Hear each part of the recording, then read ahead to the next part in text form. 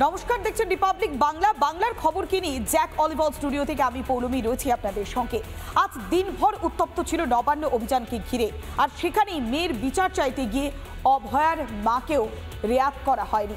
আর তারপরে একের পর এক প্রশ্ন উঠেছে। এই রাজ্যের ছবিটা বেশ কিছু প্রশ্ন তুলে দিয়েছে।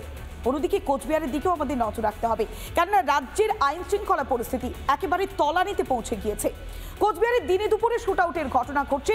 বাইকে করে এসে রীতিমতো এলো পাথারি গুলি করছে এই দুষ্কৃতীরা, আর সেই গুলিতেই খুন হয়েছে পঞ্চায়েত প্রধানের ছেলে। আর সেই ঘটনাকে কেন্দ্র করে রীতিমতো চাঞ্চল্য, যে আবার যুব তৃণমূল কংগ্রেসের নেতা অমর রায়। পুরনো শত্রুতা নাকি দলের কোন্দলেই রক্তাক্ত হয়েছে কোচবিহারের মাটি, তা নিয়ে এখনো পর্যন্ত রয়েছে ধোঁয়াশা।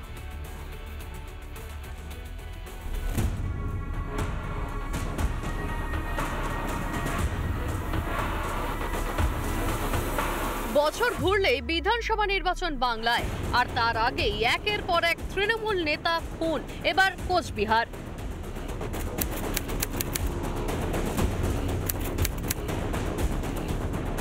ডোডিয়ারহাটে বাজার করতে গিয়েছিলেন ডাউয়াগুড়ি তৃণমূল কংগ্রেসের প্রধান কুন্তলা রায়ের ছেলে অমর রায় এবং তার সাথে এক বন্ধু। তারপর ফেরার সময় দুষ্কৃতীরা বাইকে করে আসে, এলো পাথারি গুলি চালায়। ঘটনাস্থলে লুটিয়ে পড়েন তিনি, মারা যান। ঘটনাস্থলেই তৃণমূলের দাপুটে যুব নেতার মৃত্যু, আহত সেই বাইকের চালক। এলাকায় ছড়িয়ে ছিটিয়ে থাকা গুলির খোল ঘটনার ভয়াবহতার সাক্ষ্য বহন করছে।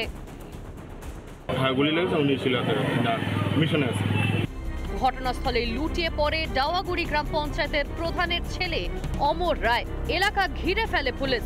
দেহ নিয়ে যাওয়া হয় মহারাজা জিতেন্দ্র নারায়ণ মেডিকেলে। ঘটনায় তদন্তের আশ্বাস কোচবিহারের পুলিশ সুপারের। কেউ বা কারা দুটো মোটরসাইকেল এসে তার উপর গুলি চালায়। তো একজনের গুলি লেগেছে, পায়ে লেগেছে, সে হাসপাতালে ভর্তি আছে, আর একজন মারা গেছে। আমরা তদন্ত করে দেখি। অভাবনীয় ঘটনা। এই ব্যাপারে প্রশাসনকে আরও সজাগ সতর্ক হতে হবে, কিন্তু ভেতর থেকে এটা না করলে পারে, এলাকার লোক জড়িত না থাকলে এটা হতে পারে না। এত অসামাজিক কার্যকলাপ বা এত দৌরাত্ম, পুলিশ প্রশাসন আরও সক্রিয় হওয়া উচিত। কোথাও একটা দিনের বেলা এ ধরনের গুলি বন্দুক দিয়ে মানুষকে মেরে ফেলছে, পুলিশ প্রশাসন কি করছে? শিউরি কাটোয়ার মতো কোচবিহারেও কি কোন্দলেরই বলি তৃণমূল? রাজনৈতিক প্রতিহিংসা তো একটা ছিলই, যেহেতু আমাদের গ্রাম পঞ্চায়েতের প্রধানের ছেলে, শুধু তা না, ওই অঞ্চলটাতে নেতৃত্ব এরাই দিত। দিন কয়েক আগেই আক্রান্ত বিধানসভার বিরোধী দলনেতা, এবার খুন তৃণমূলেরই নেতা। জেলার আইন শৃঙ্খলা নিয়ে প্রশ্ন তুলছে বিজেপি নেতৃত্ব। সাধারণ মানুষের এখানে কোনো নিরাপত্তা নেই। যদিও এই কাণ্ড তৃণমূলের গোষ্ঠীকন্দল, একদিকে তৃণমূল কংগ্রেসের জেলা সভাপতি অভিজিৎ দেবভৌমিক, আর একদিকে তৃণমূল কংগ্রেসের প্রাক্তন সভাপতি রবীন্দ্রনাথ ঘোষ, বর্তমানে কোচবিহার পৌরসভার চেয়ারম্যান। এই দুই গোষ্ঠীর যে দ্বন্দ্ব, এই দুই গোষ্ঠীর দ্বন্দ্বের ফলে আজকে এই শুটআউট।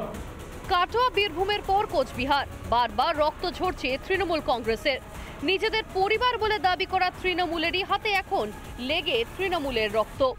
কোন্দল খুনোখুনি ইতি টানবে বাংলায় তৃণমূল রাজের। কোচবিহার থেকে কিংসুক দত্ত, রিপাবলিক বাংলা। নানা ধরনের কন্টেন্ট দেখার জন্য লাইক করুন, শেয়ার করুন আমাদের ফেসবুক পেজ, সাবস্ক্রাইব করুন আমাদের ইউটিউব চ্যানেল। পাশাপাশি অন্যান্য ব্রেকিং নিউজের জন্য অবশ্যই চোখ রাখুন রিপাবলিক বাংলায়।